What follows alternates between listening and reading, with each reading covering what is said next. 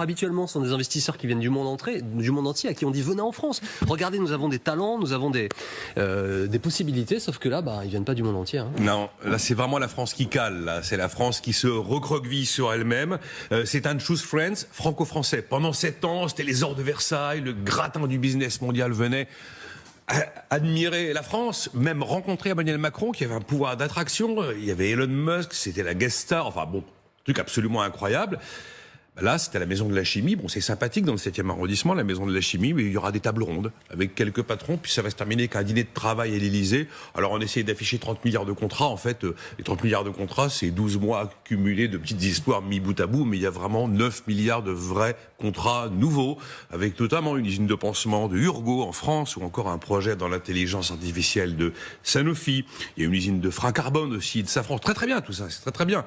Enfin, il y a eu Choose France, et il y a Choose Friends. Avant, on se tournait vers le reste du monde en leur disant « Venez, venez ». Maintenant, on se tourne vers les Français en leur disant « Restez, restez, s'il vous plaît ». C'est vraiment ça, ce qui est en train de se passer.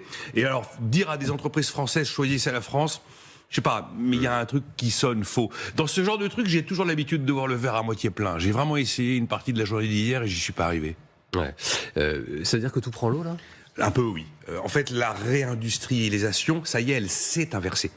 La semaine dernière, on évoquait l'emploi. Il restait au moins l'emploi, la création d'emplois, ça c'est fini. Et là, maintenant, effectivement, avec cette grand-messe de la marque France, il y a un parfum de sapin pour Emmanuel Macron qui est clairement présent. L'usine nouvelle sort un bilan de l'état de l'industrie et nous fermons pour la 2e année consécutive plus d'usines que nous n'en ouvrons. En 2024, sur la même période par rapport à cette année, 10 fermetures. Et là, maintenant, c'est 28 usines perdues. Hein. Le chiffre net, quand vous faites ouverture, fermeture. Donc, on est en train, effectivement, de faire machine arrière sur l'industrie et pas marche avant. Mais pourquoi ? Pourquoi ? Regardez le débat budgétaire de 2026. Mais même le 2025. Comment voulez-vous que ça marche quand systématiquement, on balance de la fiscalité tous azimuts pour essayer de financer l'incurie politique ? Regardez la France post-dissolution.